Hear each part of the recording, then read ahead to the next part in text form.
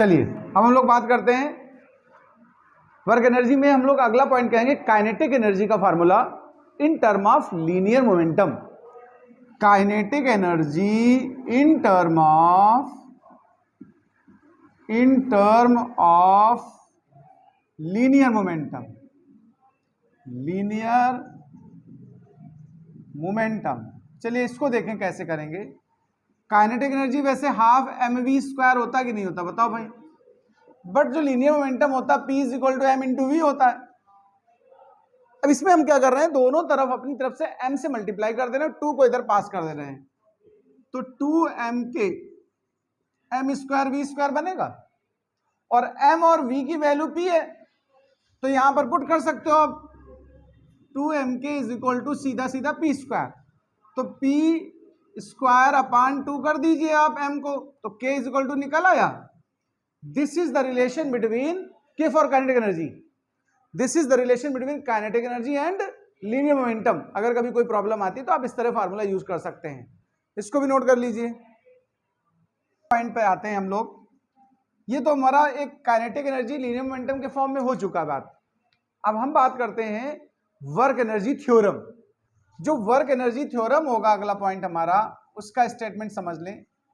Work energy theorem, तो work energy theorem के लिए समझ लेना, work done is equal to kinetic energy of final point minus kinetic energy of initial point. यानी अगर हम किसी ऑब्जेक्ट को आई पॉइंट से यानी इनिशियल पॉइंट से एफ पॉइंट यानी फाइनल पॉइंट तक डिस्प्लेस करके ले जाएं, तो वर्क डन कैलकुलेट करना हो हमें अगर, तो हमें उन दोनों पॉइंट्स की काइनेटिक एनर्जी पता हो। फाइनल एनर्जी से इनिशियल सेपरेट कर दो काइनेटिक को, जो डिफरेंस आता वही वर्क डन होता है, तो इसको बोलते हैं वर्क एनर्जी थ्योरम। इसको भी लिख लें। इसके बाद अगला जो टॉपिक आएगा, potential energy with conservative force. Conservative force, इनमें रिलेशन आएगा।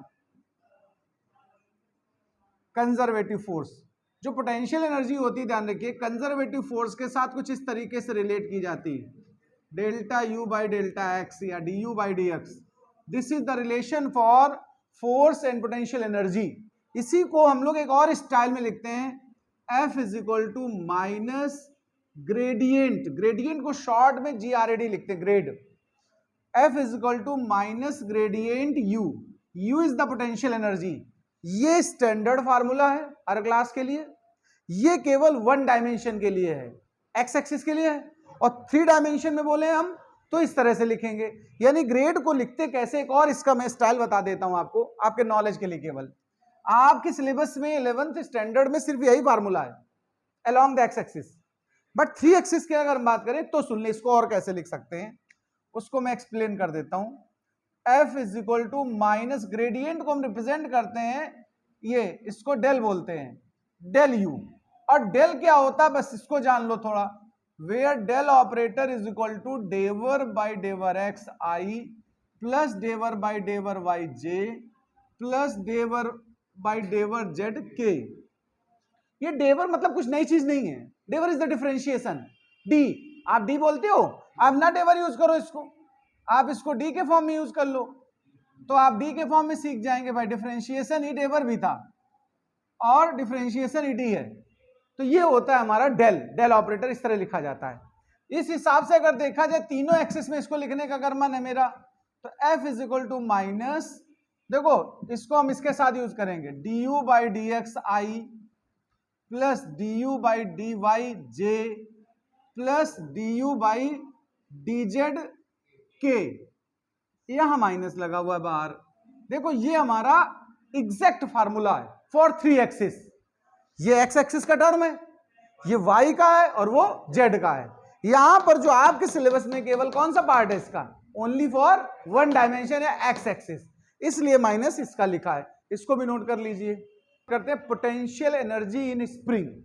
वो पोटेंशियल एनर्जी स्प्रिंग का केस अगर उठा लें तो देखिएगा, पोटेंशियल एनर्जी इन स्प्रिंग के मैटर पे क्या बात करूंगा मैं।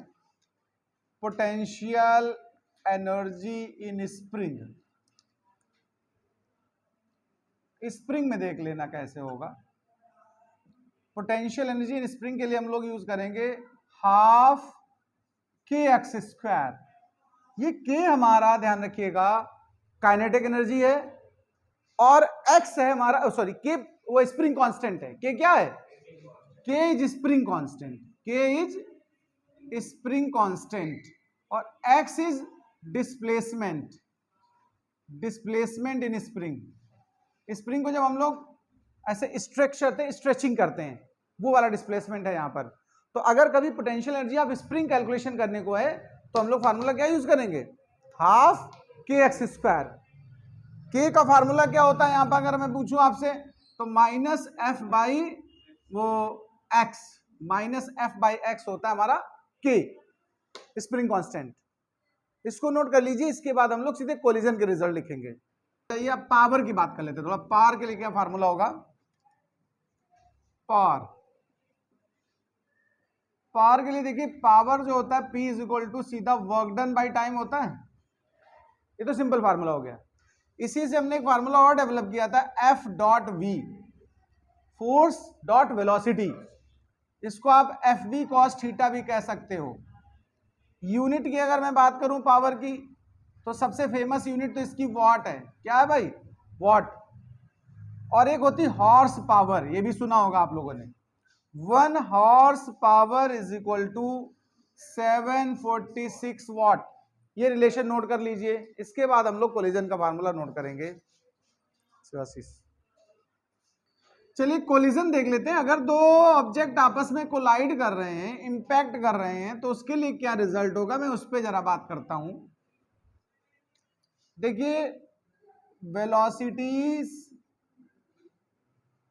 After collision, after collision in one dimension, one dimension की बात कर रहा हूं। तो देखिए एक फार्मूला बनाएंगे v1। v1 is the velocity of first object when two objects are collide, then v1 is the velocity of first object। इसका जो रिजल्ट आएगा ध्यान रखिए, m1 minus m2 by m1 plus m2, u1 यहां बनेगा plus 2m2 by, फिर यहां लिख लो m1 प्लस m2, और यहां पर बन जाएगा u2। ये देखो u1 u2 इनिशियल स्पीड से before collision, m1 m2 masses है। ये v1 का रिजल्ट आया है। अगर हम v2 का बनाना चाहें तो इसी से बना सकते हो। जो सफिक्स 1 1 है उनको 2 कर दो और 2 को 1 कर दो, आपका रिजल्ट आ जाएगा v2 के लिए। तो यहां पर रिजल्ट हो जाएगा m2 minus m1 by m2 plus m1। ये हो जाएगा हमारा u2। हर जगह सफिक्स चेंज किया, हर जगह। फिर यहां पर आ जाओ 2m1 by m2 plus m1 और u1। बस ऐसे आप याद कर लो, v1 का तैयार हो जाएगा। हमें v2 बनाने के लिए कुछ नहीं करना, सब पूरी इक्वेशन में जहां 2 लिखा वहां 1 कर दो, और जहां 1 लिखा वहां 2 कर दो, सेकंड फार्मूला अपने आप बन जाएगा। इतने फार्मूले अगर आप तैयार कर लेते हो, वर्क एनर्जी पावर के न्यूमेरिकल आसानी से कर पाओगे। नोट कर लीजिए।